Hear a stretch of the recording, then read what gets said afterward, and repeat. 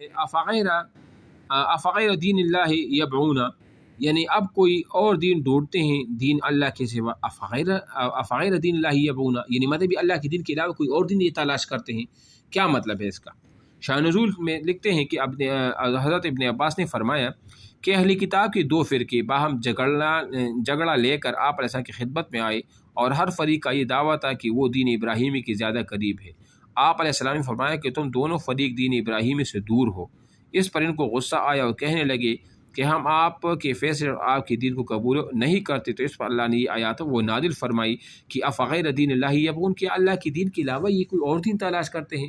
حالانکہ آپ علیہ السلام تو وہی دین لے کے آئے جو ابراہیم علیہ السلام کا تھا، تو پھر یہ کہاں جو ہے نا وہ بھاگ رہے ہیں.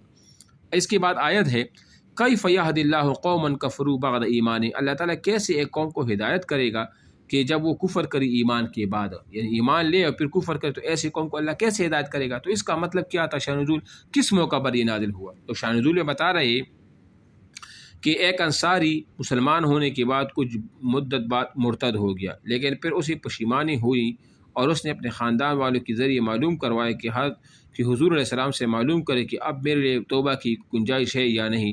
تو اس پر یہ آیات جو ہے نا وہ نازل ہوئی کہ کیف یہد اللہ قوما کفروا بعد ایمان. لیکن یہ ہے کہ اگر کوئی مرتد ہو کر معاذ اللہ پھر وہ اسلام کی طرف آ جائے تو پھر وہ کیا ہوگا؟ وہ مسلمان سمجھا جائے گا. ٹھیک ہے نا. اس کے بعد آیت ہے کل طعام کان حلا لبنی اسرائیل الا ما حرم اسرائیل علی نفسه من قبل ان تنزل التورات، یعنی کل طعام کانا، ہر ایک کانا یا طعام وہ حلال تھا بنی اسرائیل کے لیے، مگر انہوں نے جو اپنے آپ پر وہ کیا کر دیا تھا؟ وہ حرام کر دیا تھا پہلے اس سے کہ تورات کا وہ نزول ہوا. ٹھیک ہے نا. اب کیا مطلب ہے اس کا؟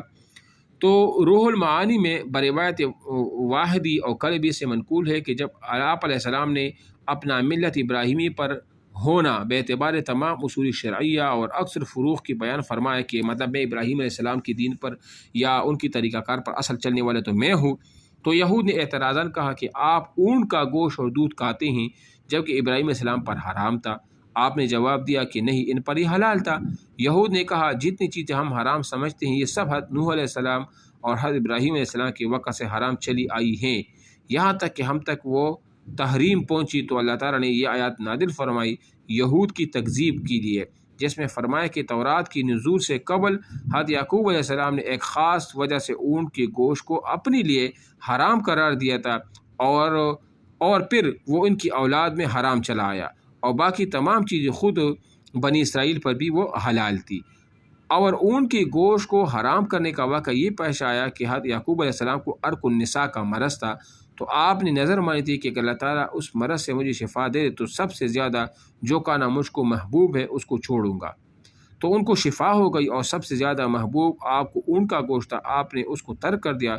پھر یہی تحریم جو نظر سے ہوئی تھی بنی اسرائیل میں بحکم وہی باقی رہ گئی، اس کے علاوہ باقی تمام اشیاء وہ حلال تھی. تو کس طرح یہ یہودی کہتے ہیں یہ حرام ہو گئی تھی اور یہ حرام ہو گئی تھی؟ ایسا کچھ بھی نہیں تھا. تو یہ جو آیات ہے نا کہ کل طعام کانا حلا لبنی اسرائیل، ہر ایک طعام حلال تھی بنی اسرائیل کے لیے، الا ما حرم اسرائیل علی نفسی، مگر جو اسرائیل نے اپنے آپ پر حرام کیا تھا من قبل ان تنزل تورات نازل ہونے سے پہلے، جو یعقوب علیہ السلام کا وہ واقعہ ہے. لیکن وہ ان کا پورا واقعہ اور بعد میں اس کی حرمت ایک شریعت کے طور پر وہ نازل ہو گئی تھی. بات سمجھ آ رہی ہے آپ کو؟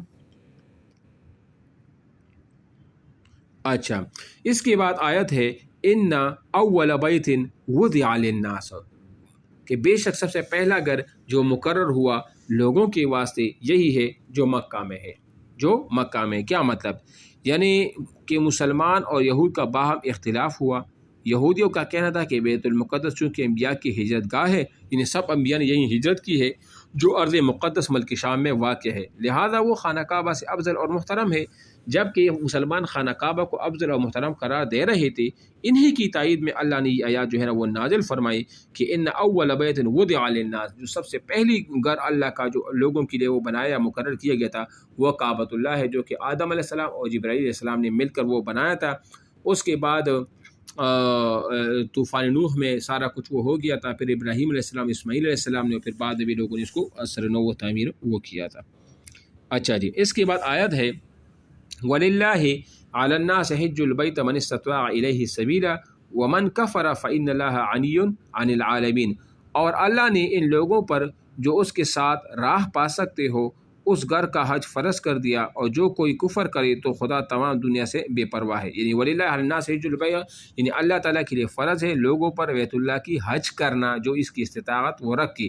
ومن کفر، اور جس نے کفر کیا تو فإن اللہ غنی، تو اللہ تعالیٰ بے پرواہ ہے، مستغنی ہے ان لوگوں سے، اللہ تعالیٰ کو کسی کا کفر کوئی نقصان نہیں پہنچا سکتا۔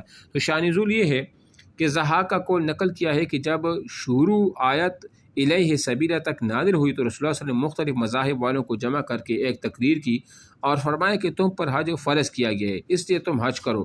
یہ سن کر مسلمانوں نے تو حکم مان لیا، لیکن دوسری 5 مذاہب والوں نے ان کا انکار کر دیا، یعنی یہودی، عیسائی، مشرک، صابی اور مجوسیوں یہ بات نہ مانی۔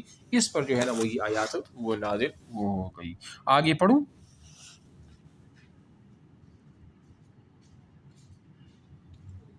ہلو ہلو،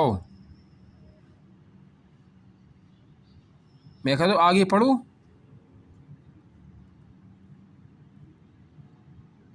چلو ٹھیک۔